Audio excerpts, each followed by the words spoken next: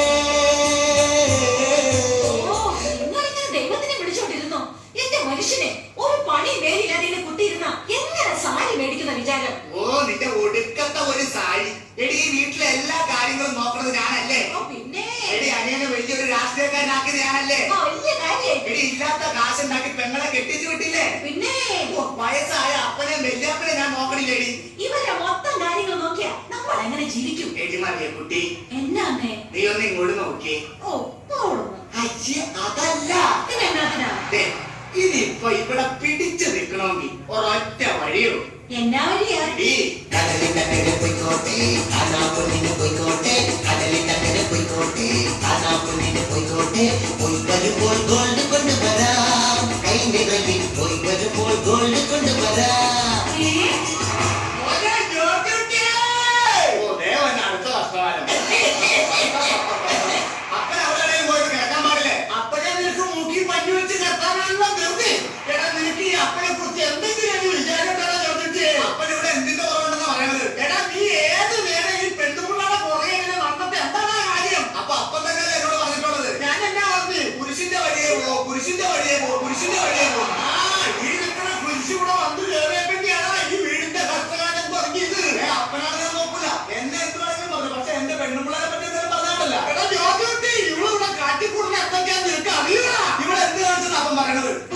ചോറും വൈകിട്ടത്തെ ചായയും കിട്ടണില്ല മോനെ എനിക്ക് മോനെ എനിക്ക് ഉച്ചക്കത്തെ ചോറും വൈകിട്ടത്തെ ചായയും കിട്ടണില്ല മോനെ എനിക്ക് അതങ്ങനെ ചെയ്യലില്ല കുടി കുട്ടി ഇരുന്നിട്ട് മടുത്തുക മോനെ.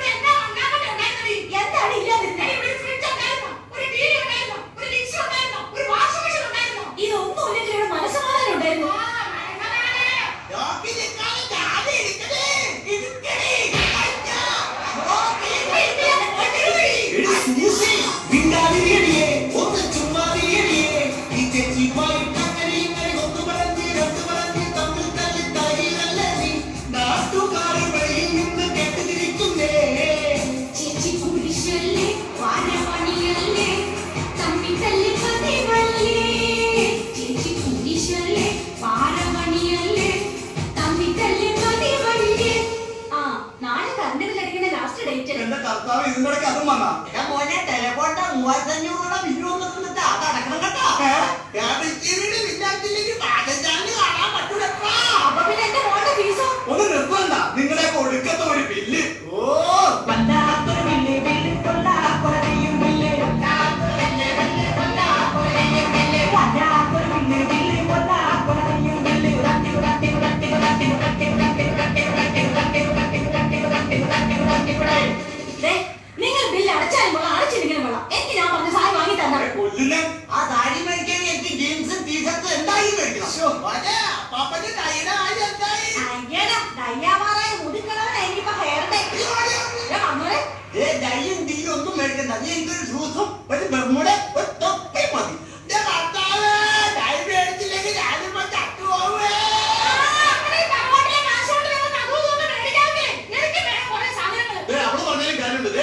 ചേട്ടാ പാർട്ടിക്ക് തരാന്ന് പറഞ്ഞ 3500 രൂപ ഫണ്ട് ഇപ്പൊ തന്നെ തരണം. ഓ എന്റെ കർത്താവ്, ഇവറ്റകളെ കൊണ്ട് ഞാൻ തോറ്റല്ലോ.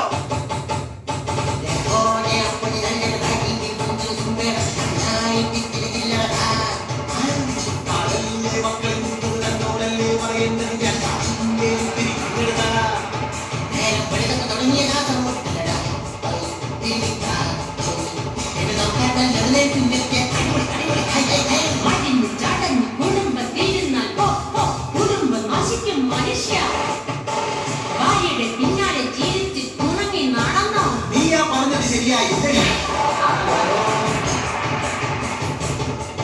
ഓ നിങ്ങളെ നാട്ടിലൊന്ന് ജീവിക്കാൻ സമ്മതിക്ക്. ഇവിടുന്നോടെ ഓടി ഓടി കിടന്നെങ്ങോട്ടെങ്കിലും ഓടിപ്പോകണം. ഇവിടെ ഇടയിൽ നിന്നാൽ നീ പട്ടു പിടിച്ച് തെന്നി പോകപ്പെടാ.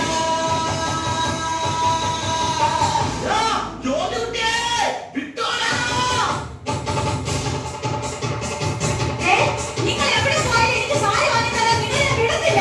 എന്റെ ടീഷർട്ടും ജീൻസും മേടിച്ച് രണ്ട് ബിരിയാണി